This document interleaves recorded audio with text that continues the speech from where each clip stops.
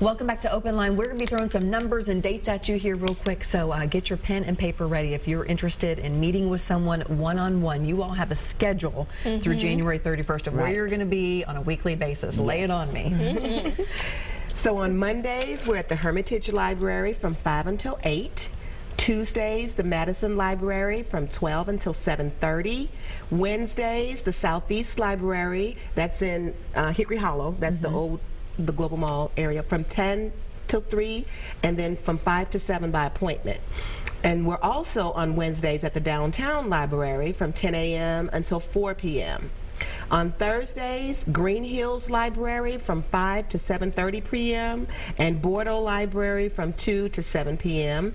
And then also Laverne Library from 1 to 5, and there is Spanish assistance available there.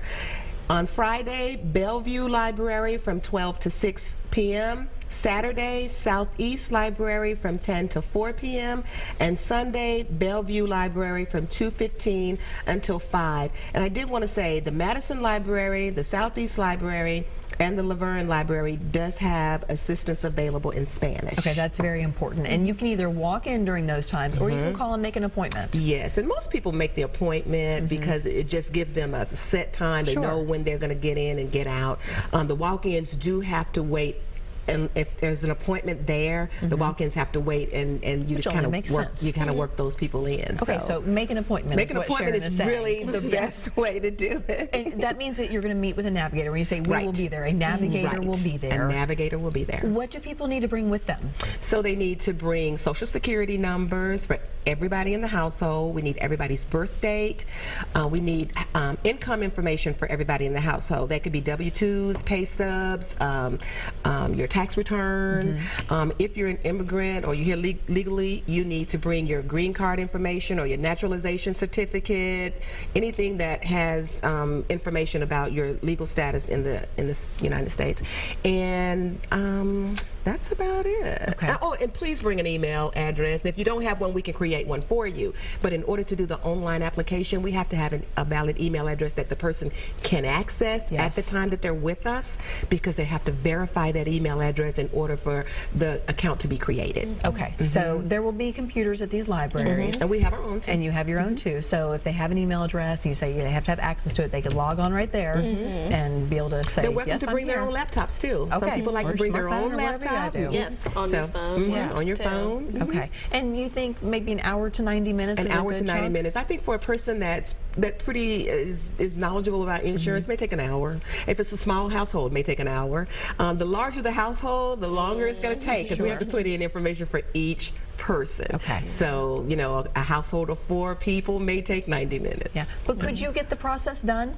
Absolutely. Okay. You can get the process done anywhere from an hour to an hour and a half. And then just be done with it for the entire year and know that you're covered. Which is fantastic. Yeah, absolutely. What I love about coming to the library, especially the downtown library, is we're connected with their printers. So when you leave, we can give you your eligibility letter. We can print off all the pertinent information for you. You can go away with that in hand. That is amazing. That is amazing to just have that guarantee. Okay, fantastic. We have Bob on the line. Hi, Bob. Yes, hello. Hi, go ahead with your question. Well, I'm concerned about what they're starting to cover, but I don't know how they're doing it. But they should, the addictions of alcohol, cigarettes, opioids, the meth. It's a terrible, nasty problem, and it needs to be dealt with on a large scale. So do they cover that? Does the Affordable Care Act cover alcohol addiction, abuse, substance addiction, that sort of thing? It is something that we definitely need, more treatment for in this country and here. It is one of the essential health benefits under the Affordable Care Act is mental health and substance abuse.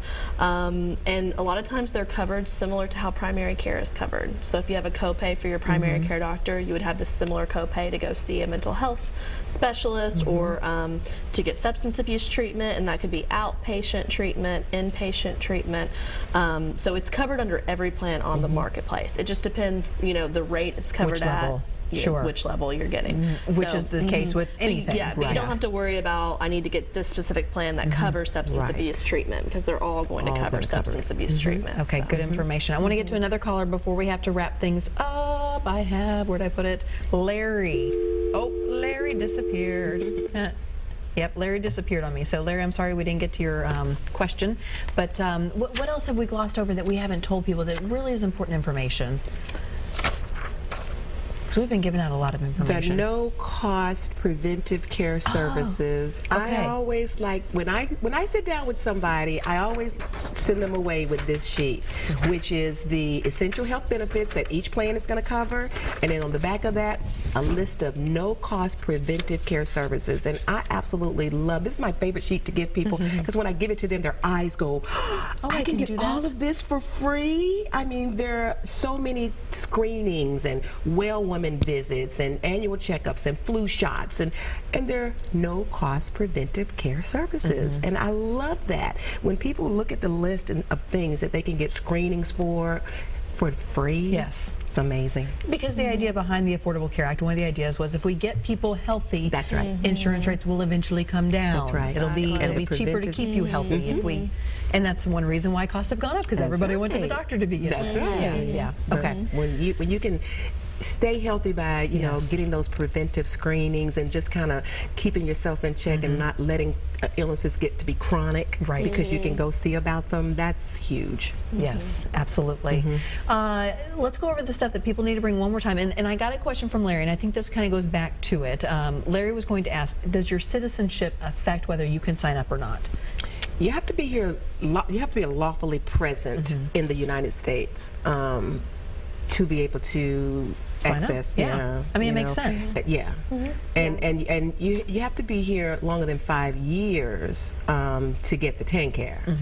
Okay, even if you're income eligible. If you haven't been here 5 years, you can still get the financial assistance if you're legally present here. Okay. But yes, you do need to be legally present. And you rattled off everything that we need to bring, which is often the stuff that we need to Yeah. bring to any type of, Really? whether you're getting your driver's license or whatever. What if I forget one thing? Is it back to square one? No, not at all. We can still go through the process of the application, and what the application may do is ask you to submit that. And so you'll have to either mail that in, or we can scan it and upload it to your application. Once you get it, you can call us back for a post-enrollment assistance, and then we can help you either upload that or give you the address to mail it to Kentucky. But no, that won't prevent you from moving forward with your application if you forgot something. I'd be like, sorry, got to come back Nah. later, because that does happen at the driver's license bureau. It just might become a two-step process. Yes, it may become a Which is- we do a two-step lot process. of Yeah, we do post-enrollment that. assistance, Yeah, so. yeah, it's easy no to just create problem. one document. Yeah, it's no It is. problem. Courtney, if we could put up those phone numbers once again, let's show again the folks that numbers need to call. First of all, the Health Assist is who? Who needs to call that? This is for folks who are not eligible for TennCare, and they're also not eligible for financial assistance through the Affordable Care Act. So these are folks commonly referred to as being in the gap. And they can call and find a medical home, low-cost clinic, prescription assistance, and that's the 1-800-269-4038 number. And then if you want to talk to a navigator, someone like Sharon, call 844-644-5443. We're going to put these numbers up right again after our commercial break, so stay with us. Have that pen and paper ready.